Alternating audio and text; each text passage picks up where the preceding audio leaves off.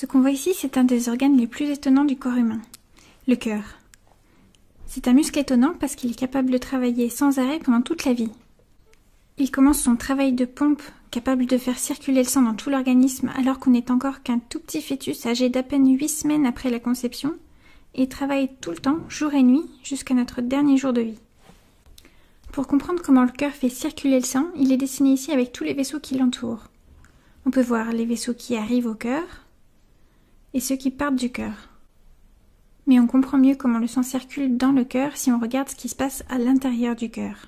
Laissez-moi vous montrer ça. Ce qu'on va faire, c'est suivre le parcours du sang à travers le cœur sur ce schéma. C'est un peu comme si on avait coupé le cœur en deux. On voit mieux comment ces gros vaisseaux arrivent au cœur et partent du cœur. Je vais aussi me servir d'un autre petit schéma dans ce coin qui va représenter une personne. Voici sa tête, ses bras et au milieu de sa poitrine, son cœur. On va faire aussi ses jambes. Alors, le cœur récupère le sang en provenance de tout l'organisme, s'occupe de l'envoyer aux poumons pour qu'il soit réoxygéné, avant de le redistribuer à nouveau. Donc le sang qui vient de ce bras arrive par ici, le sang qui vient de l'autre bras arrive aussi par ici, et le sang qui vient de la tête rejoint le cœur au même endroit. En fait, le sang provenant de ces trois endroits arrive dans une seule et même grosse veine qu'on appelle la veine cave supérieure.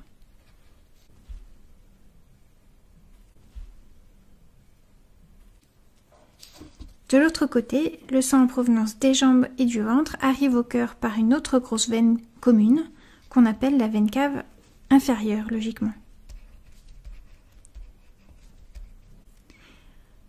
Donc ça, c'est la façon dont le sang va vers le cœur en provenance de tout l'organisme. Il se retrouve ici dans ce qu'on appelle l'oreillette droite. On l'appelle oreillette parce que les premières personnes qui l'ont décrite ont dû trouver que ça ressemblait à une petite oreille, avec beaucoup d'imagination. Sinon, on peut aussi l'appeler atrium droit. C'est du latin, mais c'est peut-être plus simple pour s'en rappeler parce que ça veut dire cour intérieure en latin. C'est un peu l'équivalent d'un hall d'entrée. Donc l'atrium, c'est comme si c'était le hall d'entrée du cœur, là où arrive le sang. Où va-t-il ensuite? Eh bien, il descend dans cette deuxième pièce ou chambre du cœur qu'on appelle le ventricule droit. Ventricule, c'est pareil, c'est un peu imagé comme nom. Comme c'est une partie un peu bombée du cœur, les premières personnes qui l'ont décrite ont dû trouver que ça ressemblait à un petit ventre et l'ont appelé comme ça, ventricule.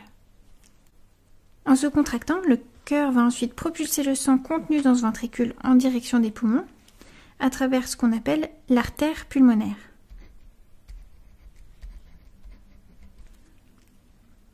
Au niveau des poumons, le sang est débarrassé de son CO2 en excès, rechargé en oxygène, puis revient vers le cœur par ces vaisseaux qu'on appelle les veines pulmonaires.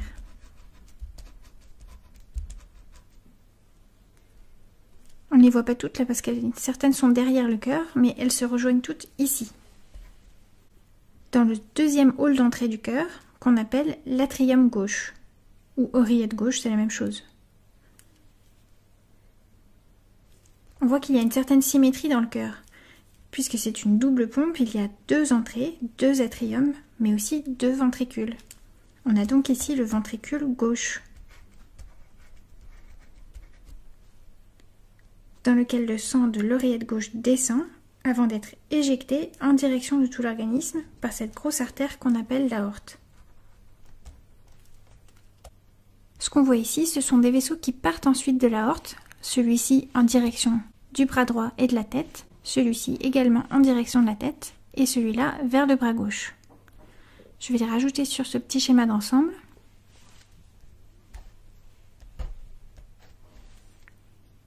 Et pour le reste de l'organisme, eh bien ce qu'on voit ici, c'est juste le départ de l'aorte. Le début, c'est ce qu'on appelle la crosse aortique.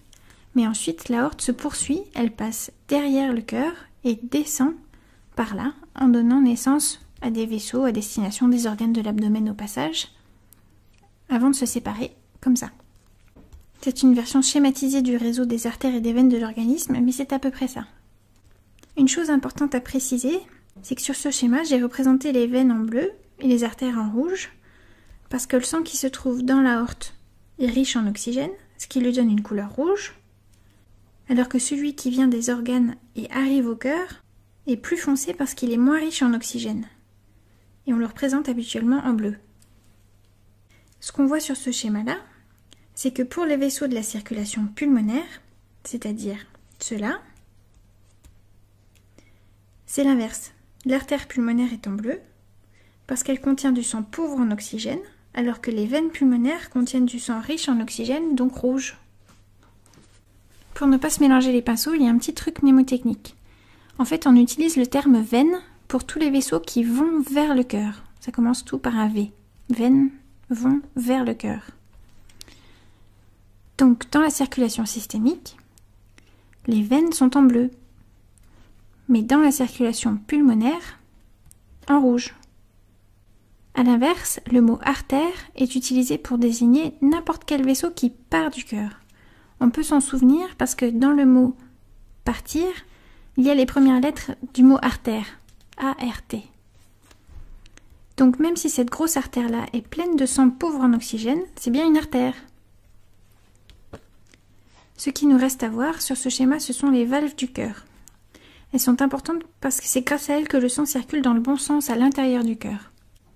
Et bien de ce côté-là, c'est la valve qu'on appelle la valve mitrale qui évite le reflux du sang et qui oblige le sang à aller de l'oreillette vers le ventricule gauche. Et de ce côté-là, c'est la valve qu'on appelle la valve tricuspide qui empêche le reflux du sang et qui l'oblige à aller dans le sens oreillette droite vers le ventricule droit. Il y a aussi deux autres valves ici, qui ont des noms plus faciles à retenir. À la base du tronc commun de l'artère pulmonaire, c'est la valve pulmonaire. Et à la base de l'aorte, la valve aortique.